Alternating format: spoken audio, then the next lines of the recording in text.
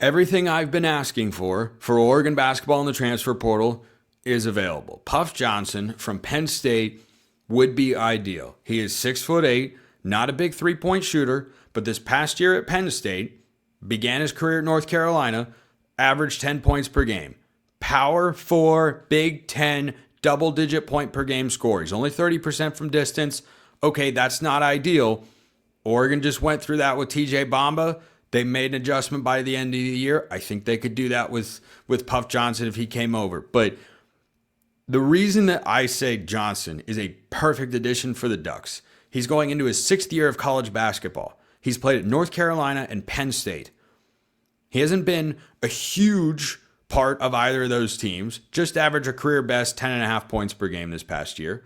But someone who is experienced, who I know can play and produce at the Power 4 level, frankly, if Nate Bittle comes back, I don't need to bring someone in the portal that's going to be a 15, 20 point a game scorer. I just need an 8 to 10 point a game scorer. Shellstad and Bittle are going to carry most of the scoring load. Then you need someone that can contribute and occasionally give you 15 to 20. And KJ Evans' offense has to take a step forward. I think it can. Whether or not it does, we shall see. But I think he's very capable of being that sort of guy. But what Oregon needs, and what I've been clamoring for weeks on this show, for Oregon to address in the transfer portal, is proven Power 4 production. Their 3 transfers, none of them have that. You have TK Simpkins, the guard from Elon, 6'4", 16 points a game. All right, all-conference performer, great. Raheem Moss was an all-conference performer in a better league than where Simpkins is coming from.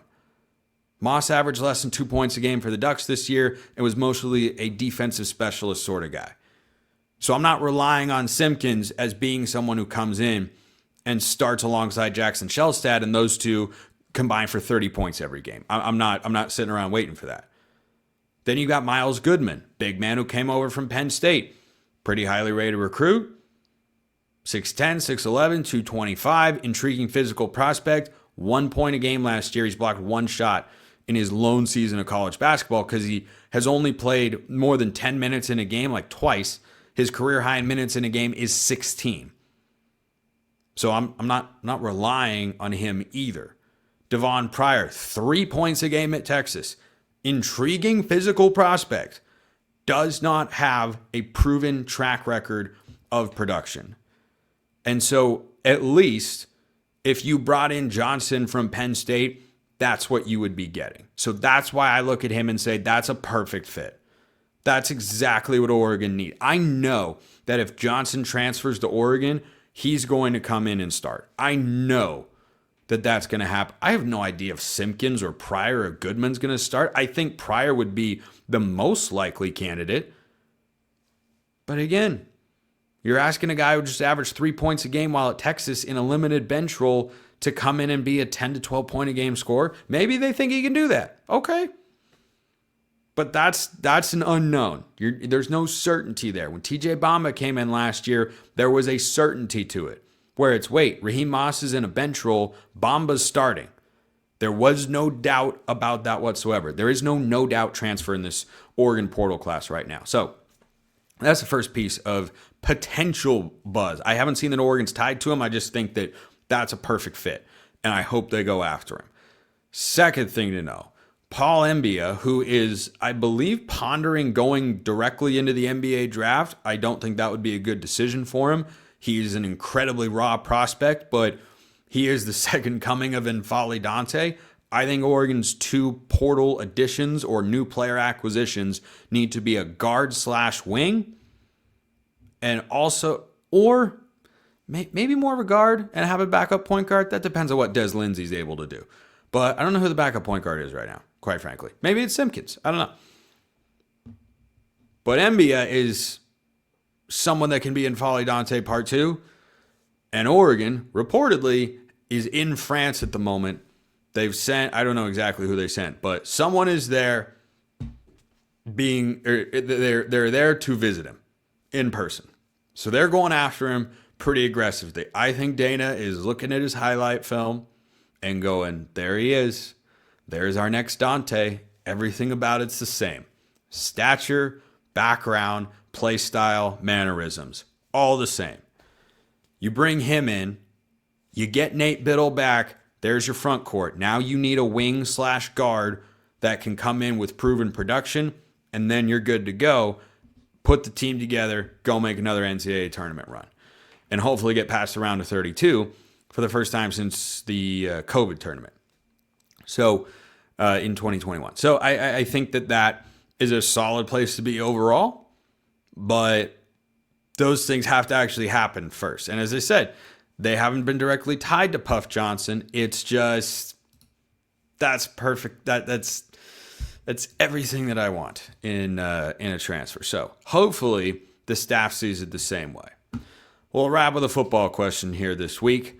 Spencer, this from Blazer Duck. With Dante Moore most likely our starting quarterback, with his height and arm strength, how does that open up the playbook for what Oregon was able to do with Dillon Gabriel?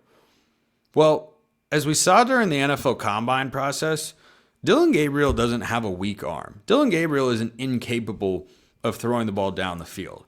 I do think that the middle of the field was utilized less than it was with Bo Nix because Dillon Gabriel is small. It's harder for him to see over the line. Obviously, he made it work and was a tremendous college quarterback. The floor with Dante Moore is much lower than Dillon Gabriel. The ceiling is much higher. I think the floor for Dante Moore is something that we've already seen. That's the worst that he can be as a football player, is what he was at UCLA in 2023 when he couldn't protect the ball consistently. His ceiling, though, I think is pretty close to Bo Nix. He's taller. He does have a bigger arm. He's got more arm talent. You know, he can drop down and get creative with some arm slots from time to time. And, you know, when you watch highlight tapes of these guys getting drafted in the NFL, you see that pretty often with Mahomes or with Cam Ward. He has a little bit of Matt Stafford back in the day. He was the first guy that really did that. So I definitely think the ceiling is higher. I don't think the offense is going to change a whole heck of a lot. Like, it is a high completion, minimal downfield shot offense. Gabriel throws a perfectly fine deep ball. We saw him throw some gorgeous deep shots last year regularly. It's just not a huge part of Oregon's offensive philosophy under Will Stein. And you can take that as a criticism all you want. The results are hard to argue with. It's back-to-back quarterbacks that are Heisman finalists. Nobody else in the entire country can say that. I mean, he did that with two quarterbacks who are very different stylistically. Bo Nix was a first-round pick. Dillon Gabriel might get drafted. Both guys, same offense, slightly different players, Heisman finalists. Like that's a testament to what Will Stein's system is. You go back to his time at UTSA, same sort of thing. So I don't think just because there was a deep shot to Gary Bryant Jr. going around Twitter from Dante Moore that all of a sudden Oregon is going to look like 2019 LSU or 2023 Washington. Philosophically, it's not what they are going to do. I don't think it's what they need to do. It does, of course, need to be a factor in the offense. We saw with Anthony Brown in 2021. If you can't push the ball down the field, you're going to have offensive problems. You have to be able to, you cannot allow safeties to play at the first down marker on 1st and 10 because they know you're not going to try and push this ball 25 to 30 yards down the field. So I don't think it's going to change a whole heck of a lot. I think there are some elements of it that could be different, but overall, I expect the offense to look mostly the same, just with Dante Moore running the show. Appreciate everyone listening. I will see you next time. And until then, hope you have a wonderful rest of your day, and go Ducks.